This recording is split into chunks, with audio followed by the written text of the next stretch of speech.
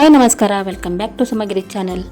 ಇವತ್ತಿನ ವಿಡಿಯೋದಲ್ಲಿ ಒಣ ಮೀನಿನ ಚಟ್ನಿ ಮಾಡಿ ತೋರಿಸ್ತಾ ಇದ್ದೀನಿ. ತುಂಬಾ ಸಿಂಪಲ್ ಹಾಗೂ ಕ್ವಿಕ್ ಆಗಿ ಮಾಡ್ಕೊಳ್ಬಹುದು.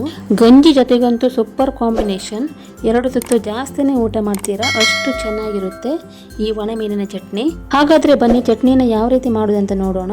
ಅದಕ್ಕಿಂತ ಮೊದಲು ನೀವು ನಮ್ಮ ಚಾನೆಲ್ಗೆ ಹೊಸಬರಾದರೆ ಪ್ಲೀಸ್ ಸಬ್ಸ್ಕ್ರೈಬ್ ಮಾಡಿ ನೋಡಿ. ನಾನಿಲ್ಲಿ 2 ಒಣ ಮೀನನ್ನು ತಗೊಂಡಿದ್ದೀನಿ.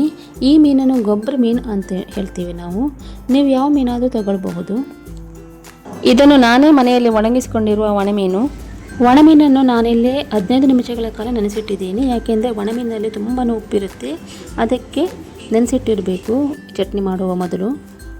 ಒಣಮೀನನ್ನು ಚೆನ್ನಾಗಿ ತೊಳ್ಕೊಂಡು ಗ್ಯಾಸ್ ಆನ್ ಮಾಡಿಕೊಂಡು ಒಂದು ಫ್ರೈಯಿಂಗ್ ಪ್ಯಾನನ್ನು ಇಟ್ಟು ಸ್ವಲ್ಪ ಎಣ್ಣೆ ಹಾಕ್ಕೊಂಡು ಒಣಮೀನನ್ನು ಸ್ವಲ್ಪ ಖಡಕ್ಕಾಗಿ ಫ್ರೈ ಮಾಡ್ಕೊಳ್ಬೇಕು. ಮೊದಲು ಇದನ್ನು ಫ್ರೈ ಮಾಡ್ತೀನಿ. ನೀವು ಯಾವುದೇ ಒಣಮೀನನ್ನು ತಗೊಳ್ಬೋದು. ಇದನ್ನು ನಾನು ಟರ್ನ್ ಮಾಡ್ತೀನಿ. ಇವಾಗ ಇದು ಚೆನ್ನಾಗಿ ಫ್ರೈ ಆಗಬೇಕು. ಇದು ಫ್ರೈ ಆಗುವ ತನಕ ಇದಕ್ಕೆ ಬೇರೆ ಏನೆಲ್ಲ ಬೇಕಂತ ಹೇಳ್ಕೊಂಡು ರೆಡಿ ಮಾಡೋಣ. ಈಗ ಒಂದು ಮಿಕ್ಸಿ ಜಾರ್ಗೆ 5 ಹಸಿಮೆಣಸು, ನಿಮಗೆ ಖಾರ ಜಾಸ್ತಿ ಬೇಕಿದ್ದರೆ ಜಾಸ್ತಿ ಹಾಕ್ಕೊಳ್ಬೋದು, ಸ್ವಲ್ಪ ಹುಳಿ, 7-8 ಎಸ್ಳು ಬೆಳ್ಳುಳ್ಳಿ ಹಾಗೂ ಸ್ವಲ್ಪ ಈರುಳ್ಳಿ. ಇದು ಆಪ್ಷನಲ್ಲ, ಬೇಕಾದರೂ ಹಾಕ್ಕೊಳ್ಬೋದು, ಇಲ್ಲಾಂದರೆ ಇಲ್ಲ ಈರುಳ್ಳಿ.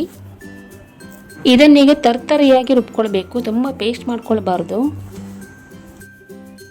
ನೋಡಿ ಈಗ ಮೀನು ಫ್ರೈ ಆಗಿದೆ. ಈಗ ಮೀನನ್ನು ಕ್ಲೀನ್ ಮಾಡ್ತೀನಿ. ಮುಳ್ಳೆಲ್ಲ ಇದ್ದರೆ ಅದನ್ನು ತೆಗೆದು ಸಣ್ಣ ಸಣ್ಣದಾಗಿ ಕಟ್ ಮಾಡ್ತೀನಿ. ಒಣಮೀನನ್ನು ಈ ರೀತಿ ಫ್ರೈ ಮಾಡಿಕೊಂಡು ತಿನ್ನಲಿಕ್ಕೂ ಸಹ ತುಂಬಾ ರುಚಿಯಾಗಿರುತ್ತೆ. ನೋಡಿ ಯಾವ ರೀತಿ ನಾನಿಲ್ಲಿ ಮೀನನ್ನು ಕ್ಲೀನ್ ಮಾಡ್ತೀನಿ ಅಂತ ಹೇಳಿ ನಿಮಗೆ ಡೀಟೇಲ್ ಆಗಿ ತೋರಿಸ್ತಾ ಇದ್ದೀನಿ. ಈಗ ಒಣಮೀನಿನ ಚಟ್ನಿ ಮಾಡುವ ಬನ್ನಿ. ನಾನೊಂದು ಮಣ್ಣಿನ ಪಾತ್ರೆಯನ್ನು ತಗೊಂಡಿದ್ದೀನಿ. ನಾನೀಗ ಒಂದು ತೆಂಗಿನಕಾಯಿಯನ್ನು ತುರಿದಿಟ್ಕೊಂಡಿದ್ದೀನಿ. ನಿಮಗೆ ಜಾಸ್ತಿ ಚಟ್ನಿ ಬೇಕಂದರೆ ಜಾಸ್ತಿ ತೆಂಗಿನಕಾಯಿ ತುರಿಯನ್ನು ಹಾಕ್ಕೊಳ್ಬೋದು.